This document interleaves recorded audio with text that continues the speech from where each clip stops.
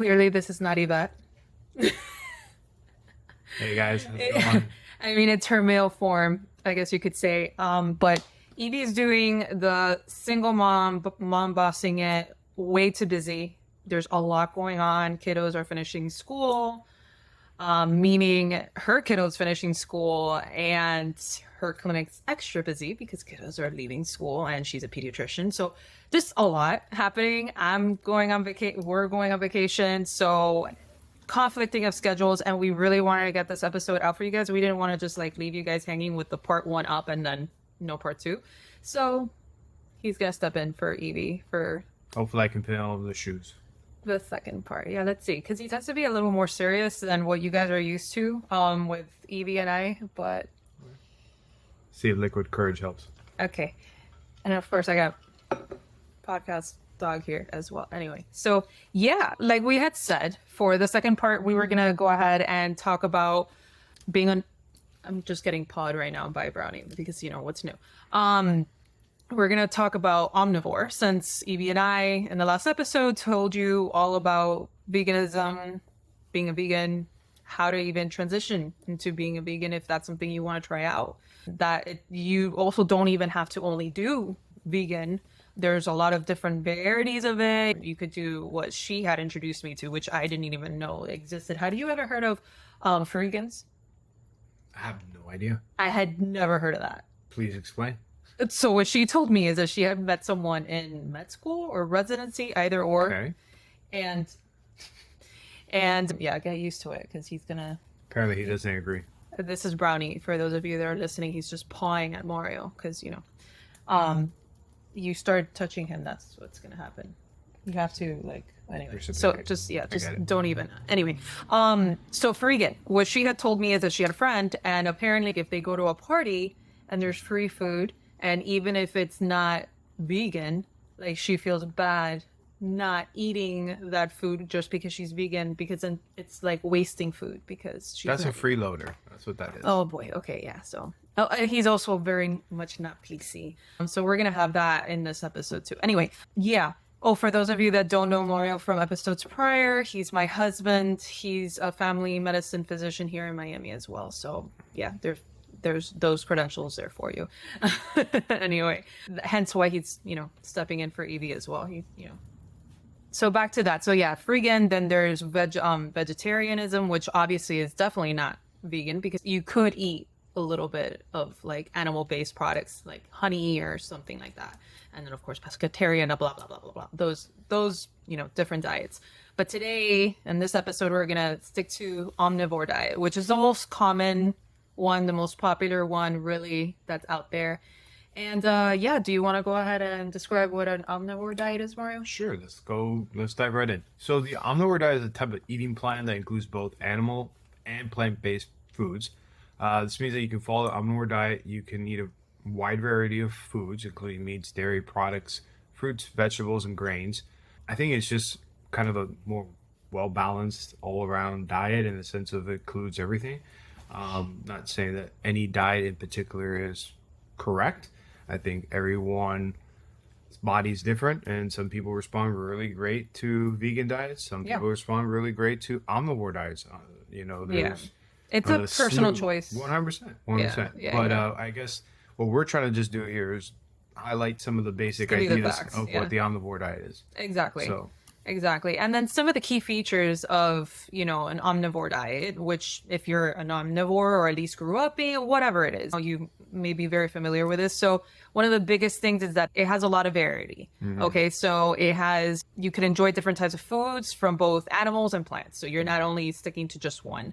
And this includes, of course, like I just mentioned, beef, chicken, apples, broccoli, fish, grains, rice, wheat, anything. So you are just free to have whatever it is that you want, regardless of how it was made or where it came from, So one of the things here that was highlighting the nutritional balance, I think that's a great aspect to think about, because you really can get your whole dietary needs from both diets. But I really feel in the sense of the omnivore diet, you have a nutritional balance between vitamins, including B12, iron, folate, protein, all those type of components all in one. And it's an easy And then you don't have to break the bank. You can have some variety. We always talk about in something in healthcare, the idea of when you go shopping, when you shop from the outside instead of shopping within the inside, Yeah. you're having a better nutritional value. Unfortunately, it's also sometimes more expensive, taking that into consideration. But if you think of that process of when you go to a grocery store, or you're shopping from the exteriors, you think about your dairy, your meats, your vegetables. So things that have Perishable. exactly Yeah, perishable. perishable, yeah. So more perishable items because they have to be refrigerated or cooled or something to that effect. And we had talked about it actually last week that not all forms of vitamins are vegan. So then you also have to be careful with that. Of course, if you're in this very regimented, strict vegan diet, you have to be careful where you're getting these vitamins from because some of them are animal derived. That ice is going to drive me crazy in the editing. Just letting you know. Maybe consider a straw. It's going to look very weird. Yeah, I know. But just anyway, yeah. So you have to be very careful with everything. You have to look at every label and just know where everything comes from. Versus being in an omnivore diet, you're not really having to worry too much about that. So again, this goes right into flexibility. So the omnivore diet is obviously very flexible, even for that example that I just gave about the vitamins. It allows anybody to just adjust your food choices based on your own preferences, your health needs, or even just your ethical preferences. And this flexibility obviously can help you maintain a more balanced diet, well, without having to be so restrictive or having to worry too much. Maybe the one vitamin from that one source that is purely plant-based, they have it out of stock because everything's out of stock these days. So then you're kind of like running low on that. It's just it's a little easier to follow through, especially these days, I think. So yeah, do you want to tell me how omnivore diets compare to a vegan diet? Vegan diet excludes all animal products, focusing solely on plant-based foods. Omnivore diet includes both animal, plant-based food products. The fundamental difference is that there's transition from vegan to omnivore diet would involve reintroducing meat, dairy, and other animal products into your meals. Kind of comes without saying. I think one of the benefits of the omnivore diet, me personally, and again, this is just my personal anecdotal information, but I feel that even the idea of meat, I know the ethical consideration always comes up, and that is something to consider as always. There's a bunch of options now that you see in grocery stores. There's something that's being really pushed now. It's something called regenerative farming. Better said. And regenerative farming, with the idea of that is that they are allowing these animals to live in a natural environment where they're not in a cage setting, they're not unethically processed, farmed. And really, actually, a lot of these farms have become carbon neutral, which is amazing. Yeah. So that's a benefit all It's one of the around. big ethical challenges, Right. when you're looking Obviously, at when you things think that of you eat and all that. of monocultural farming, when it's just one single type of, let's say, corn.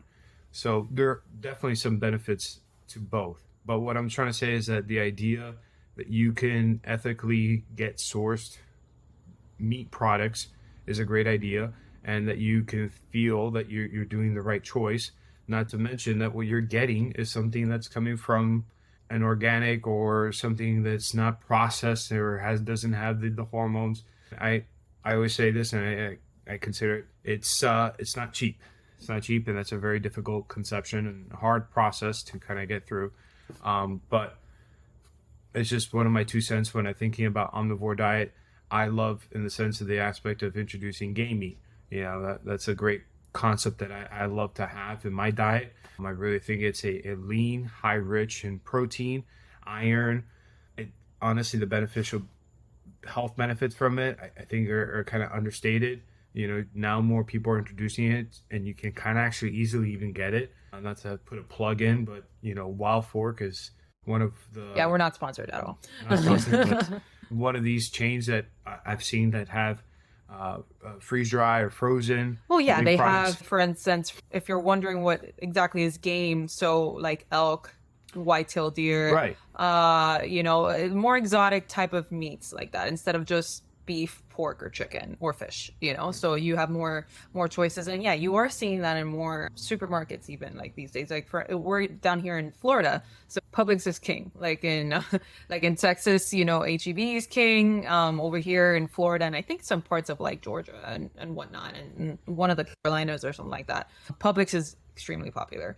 And I think I saw the other day ground elk Yeah, in no, they one of have the brown elk. Publix, yes, you know. And so I'm like, oh, that's, and bison's another one that I've been seeing, like bison burgers or whatever. Like that one's a lot more popular these days too, which I mean, we didn't grow up seeing that in the No, of supermarkets. Like, course I not. mean, And that wasn't around. honestly, I would say in the past, what, 5 Yeah, years that yeah, it's something really like become that. popular where, you know, unless you would go hunting, you get it Right, yourself and you right. process it, or you would, Or you had to go to one of these specialty, like, you know, right, meat butchers, yeah, market, meat meat markets. markets or whatever. Yeah. But now the fact that you have an easy access to it, and honestly, when you look at the price difference, it's not an extreme difference Right. when you're thinking about it. Yeah. But Mostly when you're looking at like organic or grass fed or whatever type of beef right, versus like this type of game meat. Yeah. Right. It might be almost the same price, if not. right. And one of the things that I think what Julie was here highlighting was one of the benefits, improved gut health, right? So an omnivore diet can contribute to a diverse gut microbiome, which is beneficial for digestive health and overall well-being. I think this is a huge benefit overall. We're seeing this. A lot of research is being, you know, pumped into this concept of gut health. We're seeing overall benefits. Yeah, it's huge. We know that the gut microbiome has a benefit in the sense of Well, mental health. immune protection, yeah. cancer. We've seen that. Yes, there's, that's right. you know, simple as H. pylori, which is a bacteria that you can, you know, contract and causes one of the main contributing bacteria causing ulcers, has a strong connection and correlation to cancer. You know, of course, obviously, if you have a well balanced diet, and I'm saying that, you know, you're going to reduce everything of cancer, but you reduce the amount of, let's say, byproducts that are not processed. I think overall you have an improved gut health. Right. Yeah. I mean, unless you live under a rock, all these news outlets have been lately for the past month or more been talking about ultra processed foods and all the studies that have come out on it and how harmful it is to people. Another great concept is enhanced brain function, right? So consuming a balanced mix of animal plant foods provides essential nutrients like omega-3 fatty acids, B vitamins, and iron, which are crucial for brain health and cognitive function. Funny enough, there's a lot of literature now being published on what they call the omega-3 fatty acids. I just saw that this morning. Yeah. DHAs, and the not only for heart but for lung benefits as well. Yeah. So again, I think the take home real message here is if you have a balanced diet, you know, if you feel that morally it suits your ethical considerations, and at the end of the day, less processed. Yeah. Better. You're on the right track. Exactly. A strong immune system is a huge component. A wide range of nutrients found in both plant and animal products, including vitamins, minerals, and antioxidants, consider a healthy immune system. We kind of touched on that already. Yeah, pretty much everything that we've mentioned, and we even mentioned in the last episode. Because you're in an omnivore diet, it's easier, you know, even in just not even, you don't have to worry so much about getting fortified foods, you know, to make up for nutrients that you may be deficient in because you're strictly vegan or anything like that. In the omnivore diet, you may not have to worry about looking for and making sure that all or the majority of your foods are fortified. You could just eat, as long as you're in a balanced diet in the omnivore diet, then you should be okay. And then Yeah, one of the things, you know, I think obviously the protein, you know, the health benefits of, you know, it's easier to get more protein, obviously, you know, and in an omnivore diet. We're just kind of highlighting the cardiovascular health benefits. You know, plant-based diets are often highlighted for heart health benefits. But when you think about heart health, you obviously think about the Mediterranean diet, even for diabetics or people who have, you know, cardiovascular risk factors, you always think about this, and they're actually starting to look into it and trying to pinpoint what exactly. Well, they had mentioned recently the olive Olive oil. oil, right? Olive oil decreasing the overall chances of dementia. Right, that's what it was. So, you know, Yeah. again, obviously more studies. Yeah. I always say, And I think certain olive oils, depending on how they're made, could be vegan too. right. So, Right. that Yeah. doesn't have to contribute only to the omnivore diet, but it's one of the things, like we had mentioned in the beginning, that the nice thing about the omnivore diet is that you can mix and match and do all these things. I think always something to consider. I know it's kind of our 2 cents of just public announcement of when it comes to like research, always look at in the sense of your source. Yeah. Look at the type of research you're reading into, because I know people do a lot of this for diets. There's different types of studies. There's observationals. There's clinical studies.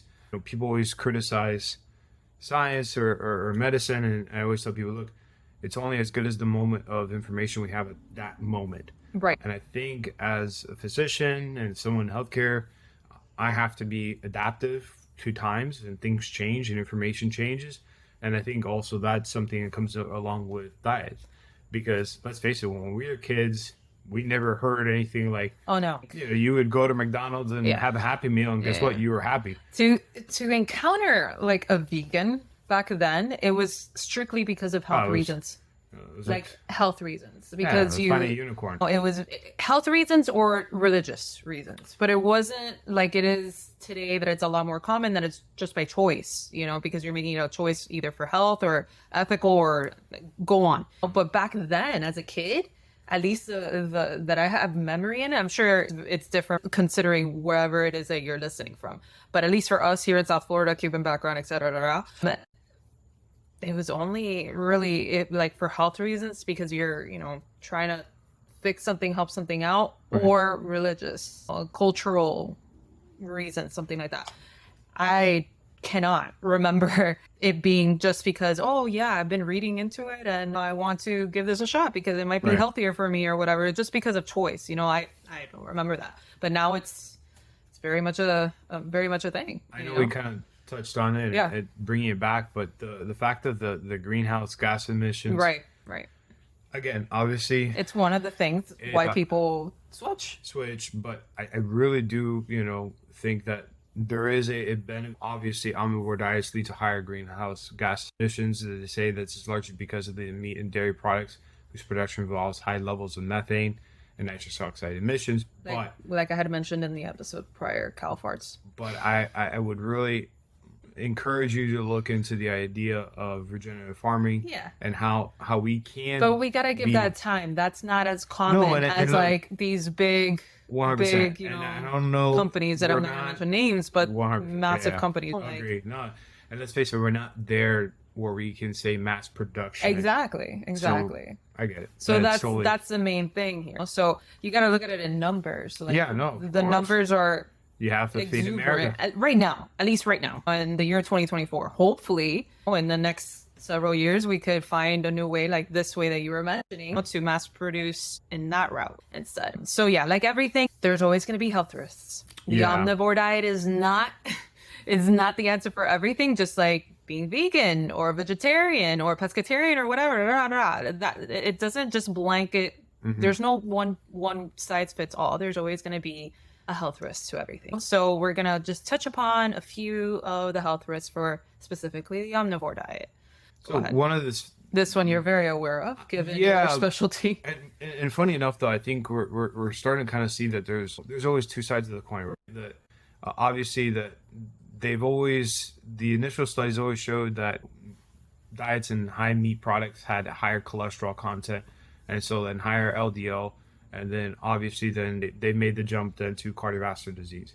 I think again goes back to the quality of the meat that you're eating, type of meat you're eating, and now we're seeing that maybe it's possibly not just LDL. You have your statin medications that lower your LDL levels. LDL is the bad cholesterol. So you have two cholesterols. Remember, hypothetically, the quote unquote bad LDL, bad cholesterol. So there's LDL and HDL. HDL is the quote unquote good.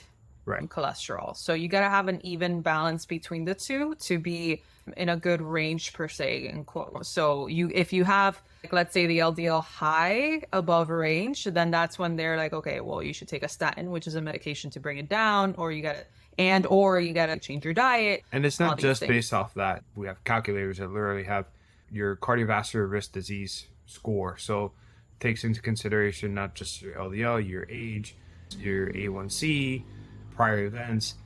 Again, I think really the overall message is that if you do have a balanced diet, and even, I know we're not even touching on this, but some people even bring up the carnivore diet. Yeah, I mean, That's a yeah. whole, we could probably do a whole Yeah. different podcast on that. Right. I mean, But- people have podcasts on just vegan, Right, on just right, obviously. diets. So that's why we're like filtering to vegan and omnivore, just the two filtering because I mean, Not it's easy, a not easy. never-ending But subject. we're gonna you try know? our best here. And we broke it up in two because it's Right. that instance.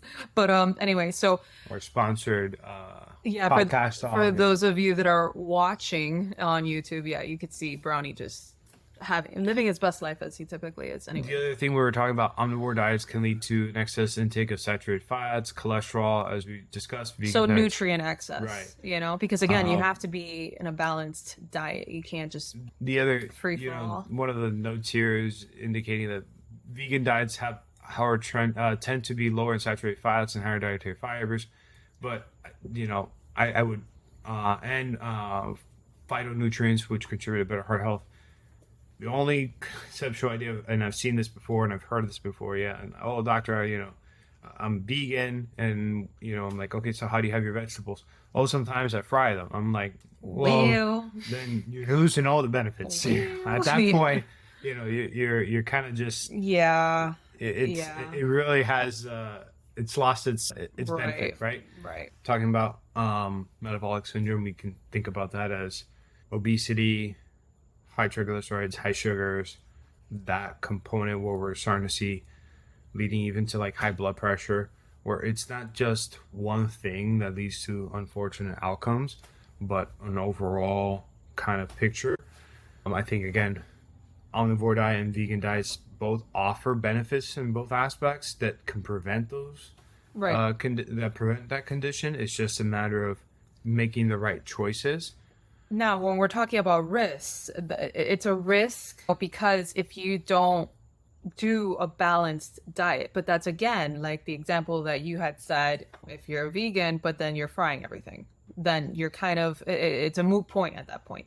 So the same thing for omnivore. If you're going to go ahead and just eat cheeseburgers, high in fat meats, like sausages or whatever every day, that defeats the point as well. And you're no longer having a balanced diet. You're gonna go ahead and find some of these risks occurring to you. So everything is in balance, both in vegan and in omnivore diets. And that's how you could kind of get yourself away from these risks that we had just lightly mentioned in both senses. So you have to be careful. You have to see what you're eating. You have to be lean. You have to be healthy. Pick out what you're eating. You can't just fry everything. You can't just have everything as a sausage-filled fest, as an omnivore diet, as an example. So if you do that, then you're going to avoid these risks more than likely. Right. If you're a healthy individual, you don't have underlying problems, et cetera, et cetera, et cetera, so all those things. But I think really the take-home message Yeah. all around is you have to see what works best for yourself, Right. what fits into your moral and health benefit, and at the same time really trying to avoid the ultra processed if you do an omnivore diet. And I think the problem is kind of like this umbrella terminology, vegan or omnivore. Like, I think you kind of have to dissect it a little bit better as a consumer and just pick the right things that are best for you. Right. I think overall there's benefits to both. It's just what works for you, and you have to really consider the information, like Julie was mentioning, looking at labels, kind of seeing where you're getting your groceries from. That's a huge component. Yeah. They may be more expensive, but maybe you could tweak some things around. It's just, that's why food is such a personal thing. It's really a personal thing. Like, for instance, why am I an omnivore and not a vegan? Especially after doing all the research and seeing all the things and whatever and yada yada yada, and all the studies that are coming out about being a vegan and all those things. Well, it's my preference. I'm a picky eater at heart, so it's hard for me out of preference to just go into one type of diet. So the omnivore diet works for me because of the flexibility, the variety, and all that stuff. Now, if you're the type of person that you don't really care for meats, it's not really in your palate, you've never really cared for it, then maybe the vegan diet or a vegetarian diet or a pescatarian diet might be better for you, and you may just, it's easier for you. There's cultures out there that just naturally fall into a more pescatarian diet or whatnot, so it's just such a personal thing, that it's hard to do an umbrella over everything. And as Evie and I, and now yourself, have mentioned numerous amount of times, there's going to be a risk to everything, and you have to do things in moderation, and you have to eat balanced, especially when it comes to diets. You have to be balanced, because if not, yes, there is risk for cancers or obesities and all these things in either diet, in any diet. And now I have my dogs grooming themselves in the background, so if you're not, I was petting Max while if you're not seeing it, you're hearing it. Max, yeah. Anyway, so yeah, that is part 2 of vegan versus omnivore. Thank you guys again.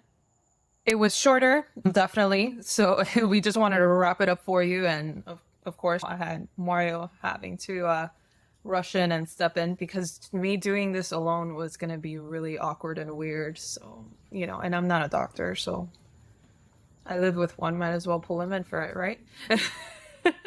Anyway, if you guys have any requests about anything that we've talked about in this episode or the previous one or any other episodes, let us know, comment it, etc. I will go ahead and bump that up in the list as typical. Thank you everyone for writing, subscribing, commenting, following us, all the wonderful things you guys are doing for us out there. You guys are amazing. And also check out our Patreon.